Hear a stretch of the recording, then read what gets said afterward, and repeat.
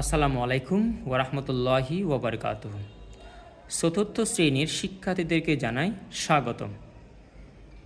যারা 2026 শিক্ষাবর্ষে রয়েছ তাদের জন্য আজকে প্রাথমিক গণিত বিষয়টি আমরা আলোচনা করব।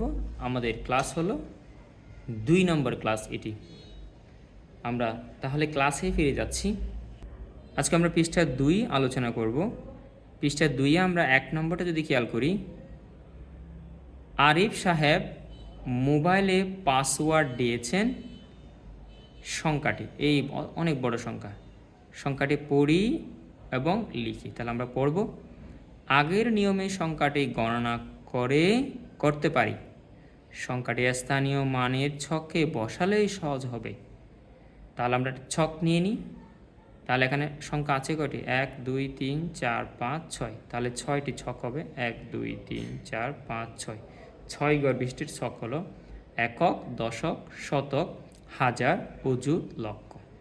তাহলে 6 হবে এককের ঘরে, 1 হবে দশকের ঘরে, 5 হবে শতকের ঘরে, 0 হবে হাজারের ঘরে, 9 হবে অযুতের ঘরে, 2 হবে লক্ষের ঘরে।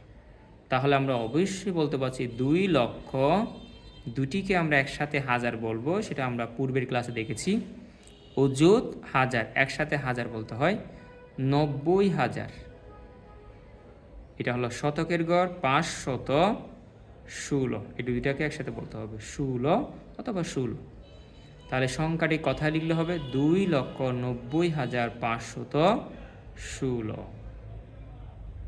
2 নম্বরে বলা হয়েছে বাংলাদেশের একটি জেলার লোক সংখ্যা অনেক বড় সংখ্যা। সংখ্যাটি আমরা কিভাবে পড়ব? এই বড় সংখ্যাটি আমরা আগের নিয়মে গণনা করতে পারি। অপেক্ষা করো, আমার কাছে একটু অন্যরকম লাগছে, কারণ এখানে বাম দিকের 3 এর স্থানীয় মানের স্থানটি নাই, অর্থাৎ এই স্থানটির নাম দেওয়া হয় না এখনো। তাহলে এখানে সংখ্যা আমরা যদি খেয়াল করি 1 2 3 4 5 6 7, আমরা এখানে পেয়েছিলাম 1 2 3 4 5 6। তাহলে এখানে একটি অঙ্ক বেশি রয়েছে। তাহলে আমরা যদি দেখি একক, দশক, শতক, হাজার, অযুত, লক্ষ, পরেরটা বাহিরে বসবে। স্থানীয় মান অনুযায়ী একক, দশক, শতক, হাজার, অযুত, লক্ষ এর পরের স্থানীয় মানের নামটি হবে নিযুত। তাহলে আমরা 5 এককে বসালাম, 1 দশকে বসালাম, 6 শতকে বসালাম, 9 হাজারে, অযুতে 6, এরপরে লক্ষে 1, নিযুতে 3। আমাদের নতুন স্থানীয় নাম, এই স্থানটির নাম হচ্ছে নিযুত। তাহলে আমরা নতুন যে সংখ্যাটা পেলাম তার স্থানীয় নাম কি? নিযুত।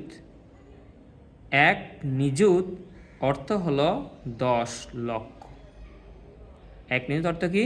10 লক্ষ। স্থানীয় মানটা লক্ষ্য করি, এখানে 1 একক হবে 5। এই 5টা আমরা এককের ঘরে বসিয়ে 5 বসাবো। 1 দশকের ঘর 10 হবে দশক, এই জন্য 1-এর পরে একটি শূন্য হবে, যেহেতু 1-এর পরে একটি অঙ্ক রয়েছে। 6 এটি হবে শতক, 6-এর পরে 2টি শূন্য রয়েছে, কারণ 6-এর পরে 2টি এখানে অঙ্ক আছে, সেজন্য 2টি শূন্য হবে। 9 এটি হবে হাজার, 9-এর পরে 3টি শূন্য থাকবে, কারণ 9-এর পরে এখানে 3টি অঙ্ক রয়েছে। আমরা যদি 6 দেখি, 6 এটা হবে অযুত, তাহলে ওই 6-এর পরে আমাদের শূন্য থাকতে হবে 4টি, যেহেতু 6-এর পরে 4টি অঙ্ক রয়েছে, 1 2 3 4। আমরা জানি যে কি, এই যে 9 এবং 6 দুটি হাজার এবং অযুত মিলে হাজার বলতে হয়, দুটি একসাথে হাজার বলবো। পড়ার সময় আমরা অবশ্যই হাজার পড়ব। 1 এটা হবে লক্ষ, এই জন্য 1-এর পরে আমরা শূন্য দেব 5টি, কারণ 1-এর পরে 5টা অঙ্ক রয়েছে, 1 2 3 4 5। 3 হলো নিযুত, 3-এর পরে আমাদের শূন্য হবে 6টি, যেহেতু 3-এর পরে এখানে 6টি অঙ্ক আছে। এবং আমরা আরেকটি নিয়ম মনে রাখবো, সেটি হলো আজকে লক্ষ এবং নিযুত দুটিকে একসাথে লক্ষ বলতে হবে। তাহলে আমরা সংখ্যাটি কীভাবে পড়তে পারি? সেটা হলো 31,69,615। এই অংশটি আমাদের 2 পৃষ্ঠার সাথে সামঞ্জস্য ছিল বিধায় আমরা এটিও আলোচনা করে নিলাম। সো পরবর্তী ক্লাসে নম্বর 3 নিয়ে আলোচনা হবে। আজকের মতো এখানে বিদায় জানাবো। যদি কারো বুঝতে সমস্যা হয় অবশ্যই কমেন্টস করতে ভুলবে না।